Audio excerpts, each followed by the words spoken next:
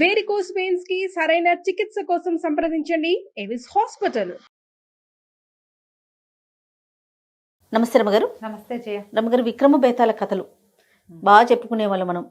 ఒకటి చెప్పండి అండి ఈసారి. పట్టువదలని విక్రమార్కుడు మళ్ళీ వెనక్కి శ్మశానంలోకి నడిచాడు. చెట్టు మీద ఎక్కి ఆ కళేబరాన్ని భుజాన్ని వేసుకుని ఉన్నాడు.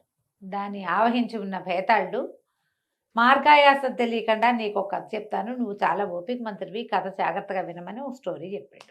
ఆయన చెప్పిన కథ మనం చెప్పుకుందాం ఇప్పుడు. హిమాలయ పాదాల దగ్గర మణిమంతం అని ఒక చిన్న రాజ్యం ఉండేదట పూర్వం.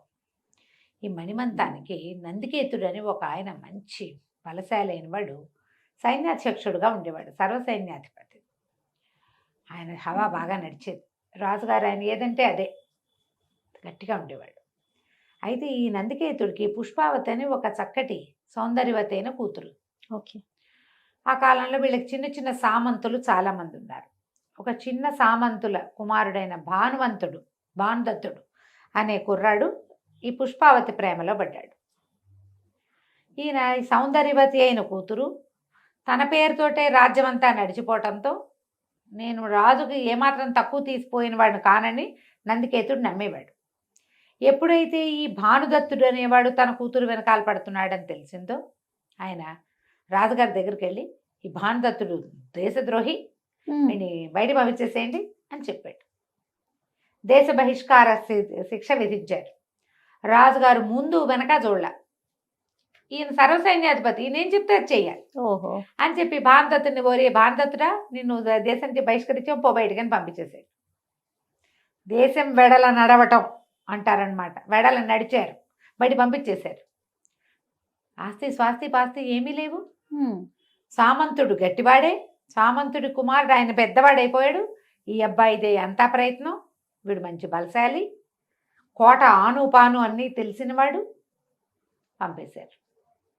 ఎప్పుడైతే ఈ పుష్పావతి వల్ల ఇతనికి తెలిసిపోయిందో ఆ రోజు రాత్రి ఈ భానుదత్తుడు మళ్ళీ నగరంలోకి ప్రవేశించాడు. నందికేతుడు దీంట్లోకి వెళ్ళిపోయాడు. ఇప్పుడు నీ పిల్లని ఉపది పోయావు, నన్ను దేశద్రోహం చేసావే నువ్వు, ఒట్టి పుణ్యానికి చంపేద్దాం అనుకున్నాడు.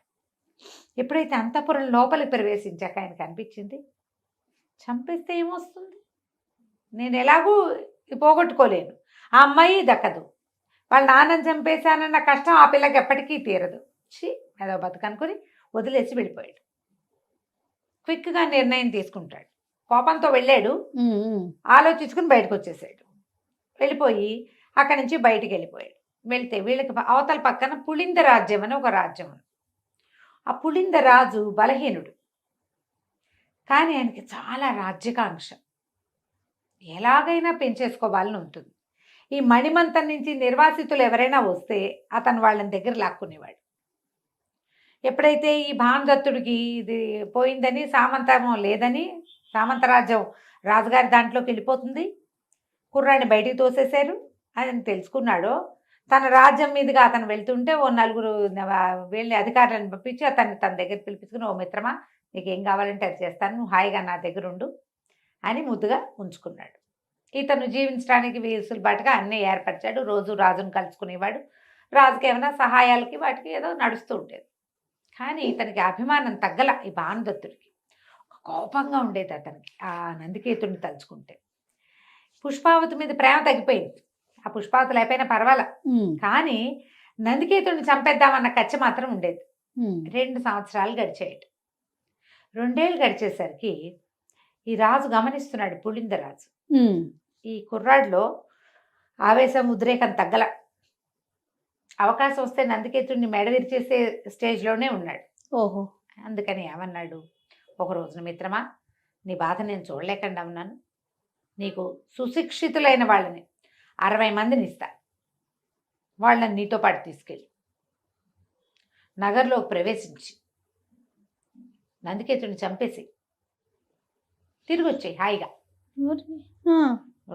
వచ్చేసి నీకు ఖర్చు తీరిపోతుంది, హాయిగా నువ్వు వివాహం చేసుకుని మా దగ్గరే ఉందువు కానీ అంటే ఒప్పుకున్నాడు. అంటే ఈ 2 ఏళ్ళైనా వదిలేసి వచ్చాడు, కానీ మంటగానే ఉంది. మళ్ళీ చంపడానికి అవకాశం వచ్చింది. ఒక 60 మందిని సెలెక్ట్ చేశారు. ఈ 60 మంది ఎవరు, పూర్వం మణిమంతం నుంచే ఇక్కడికి వచ్చిన వాళ్ళు. నా భానుదత్తుడి కంటే ముందు ఇట్లాంటివి చాలా జరుగుతాయి. అది ఏదో ఒకటి వస్తుంది, ఏదో అధికారి లంచం తీసుకున్నాడు, ఇంకేదో చేశాడు, ఏదో తేడా చేశాడు, డిజోబే చేశాడు, డిజానర్ చేశాడు, అలాంటివి ఉంటాయిగా. కోర్టు మార్షల్ జరిగినప్పుడల్లా బయటికి పంపేస్తారు. ఆ పంపేసిన ప్రతి వాడిని పులింద రాజ్యం ఆదరించింది. ఇలా జరుగుతాయి చూడు. అవునవును. ఈ వచ్చిన 60 మందిని చూసేసరికి ఇతను ఆశ్చర్యపోయాడు. వాళ్ళందరూ మణిమంతం వాళ్ళే. సరే బయలుదేరారు. ప్రతి వాళ్ళు మంచి ఖడ్గాలు ధరించున్నారు. అక్కడికి బయలుదేరి మణిమంతానికి మా కోట గోడలకి దగ్గరికి చేరాక అందరూ గుమిగుడి ప్లాన్ ఆఫ్ యాక్షన్ మాట్లాడుకున్నాక అందులో ఒకడున్నాడు, రేపు తెల్లవారేసరికి మనం అందరం మణిమంతంలో సెటిల్ అయిపోతాం అన్నాడు. తనకు అర్థం కాదు, సెటిల్ అయిపోవటం ఏంటి, మన ప్లాన్ ఏంటి? నందికేతుడిని చంపేసి వెనక్కి వెళ్ళిపోతాం. అవును, మనం పులింద రాజ్యంలోనే ఉంటాం. మణిమంతంలో ఉండటం భానుదత్తుడి ప్లాన్లో లేదు, అతనికి అట్లా చెప్పబడలేదు కూడా. అతను అన్నాడు, అదేమిటి మనం మణిమంతంలో ఎందుకు ఉంటామంటే, ఏముంది మన వెనకాలే పులింద సేనలు నగరులోకి ప్రవేశిస్తాయి. ఈ 60 మంది లోపలికి వెళ్ళి నగరు వీళ్ళు వశపరుచుకుంటే పులింద సేనలు రాజ్యాన్ని వశపరుచుకుంటాయి. ఓకే. కాళ్ళు ఉనికి చీపోయినాయి. ఓరు దుర్మారుడా, ఎంత ఎత్తేవరా, నా పగ తీర్పిస్తానని నాకు చెప్పి మా రాజ్యాన్ని నువ్వు హస్తగతం చేసుకుంటావా? ఓరిని అనుకున్నాడు. సరే, అంతవరకు వచ్చాడు. ఇతను ఏం చేశాడు, కోట గోడ దగ్గరికి వెళ్ళేసరికల్లా కోట గోడ దగ్గరికి వెళ్ళగానే ఆ కోట గోడకి రక్షకులుగా ఉండేవాళ్ళు అందరూ కూడా ఇతని రాజ్యానికి చెందిన వాళ్ళు. ఇతని సామంతరాజు కదా, ఇతని ఊరికి చెందిన వాళ్ళే. మామూలుగా మనకు చూడు, ఒకే ఊరి పంజాబ్లో ఒక ప్లేస్ నుంచే వస్తారు వీళ్ళందరూ, ఈ బలాఢ్యులైన వాళ్ళు, బౌన్సర్లు. అట్లా అతని ఊరి నుంచి వచ్చిన వాళ్ళే వీళ్ళు. వాళ్ళలో ఒకటి చూసి, స్వామి తమరా ఏమిటండి ఇలా వచ్చారంటే, నన్ను లోపలికి ప్రవేశపెట్టి ఒక పని మీద వచ్చాను అన్నాడు. ఆ అబ్బాయి వాడికి తెలుసు, పుష్పావతిని ఈయన ప్రేమించాడని, నందికేతుడిని చంపకుండా వెళ్ళిపోయాడని అవన్నీ తెలుసు. తలుపు తీసి ఈయన లోపలికి రానిచ్చాడు. ఎప్పుడైతే తను లోపలికి వెళ్ళాడో 2 దెబ్బలు కొట్టి ఆ కాపలాదారిని కట్టి పడేశాడు. అదొక మూలగా ఉండే తలుపు, అక్కడ ఒక్కడే ఉంటాడు. కట్టి పడేసేసి 60 మందిని లోపలికి రప్పించాడు. ఆ కోటకి 4 పక్కల గోడలు ఉంటాయి కదా, ఆ తలుపులు ఉంటాయి, చిన్న తలుపులు.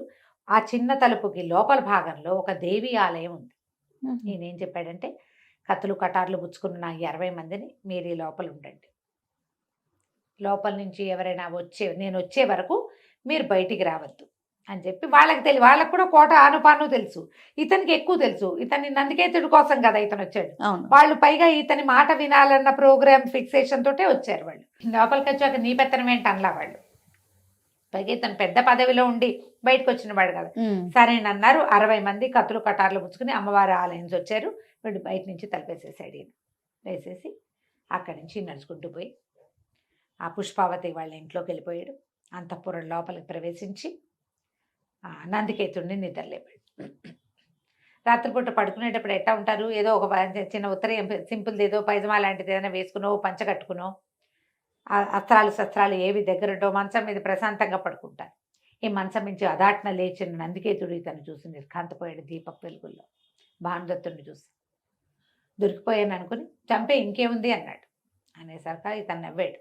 నీలాగా పిరికివాణ్ణి కాదు నేను, నిరాయుధుడిని చంపటం నా పద్ధతి కాదు. నువ్వు కాబట్టి నీకు ఇష్టం లేని వాడిని దేశద్రోహం చేసావు. దేశద్రోహం చేయాలంటే ఎంత ప్రూఫ్ కావాలి? నువ్వు చేయలేదు ఆ పని, ప్రూఫ్ తీసుకోవాలా. దేశద్రోహిని అని నన్ను బయటికి నెట్టేసావు. కానీ నేను అలాంటి వాడిని కాను. లేచి కత్తి తీసుకో.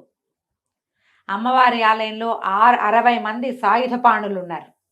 ముందు వాళ్ళని బంధించు. తర్వాత నగరు బయట పులింద సేన రెడీగా ఉంది, దానికి ఎదురుదొచ్చేలాగా కొంత సైన్యాన్ని తీసుకుని పులింద సేనల మీదకి నడిపించు.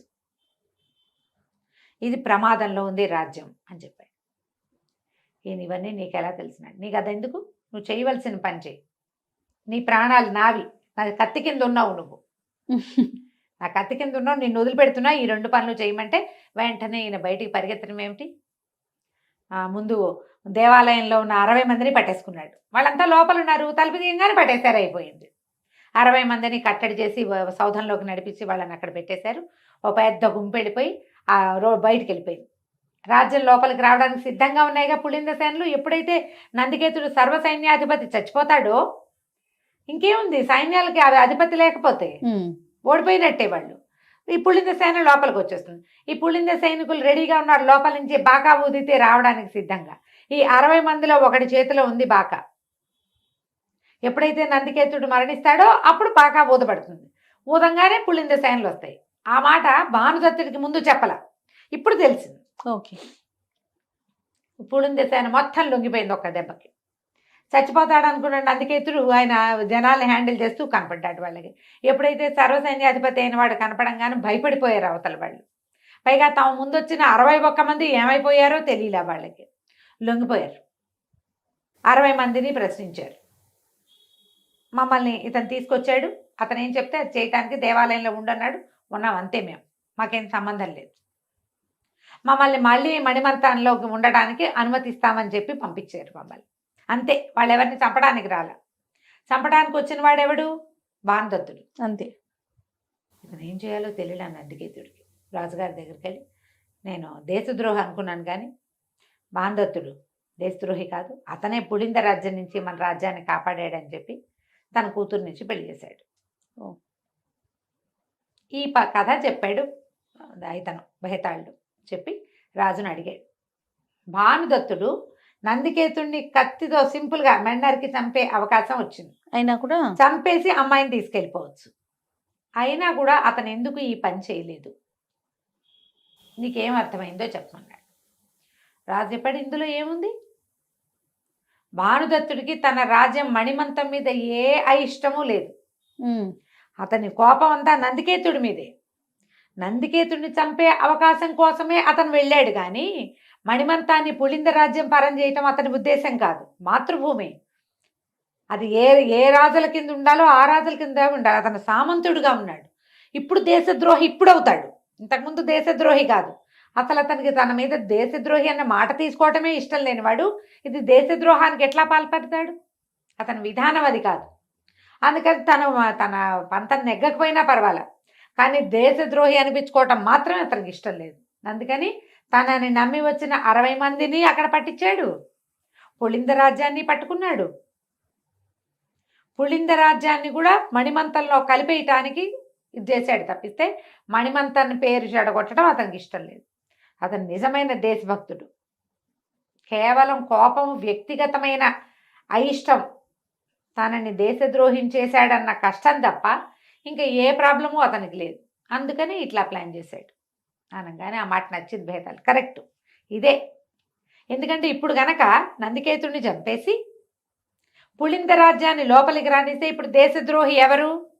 భానుదత్తుడే. అంతేగా. అది ఇష్టం లేకే కదా బాధపడుతున్నాడు. అందుకని ఈ పని చేశాడంటే ఆయనకి బాగా నచ్చింది భేతాళుడికి. చాలా బాగుంది, బాగా చెప్పావు, కానీ నువ్వు మౌనభంగం చేసావు కదా, నేను వెళ్ళిపోతున్నానని భేతాళుడు మళ్ళీ శవంతో సహా చెట్టెక్కాడు.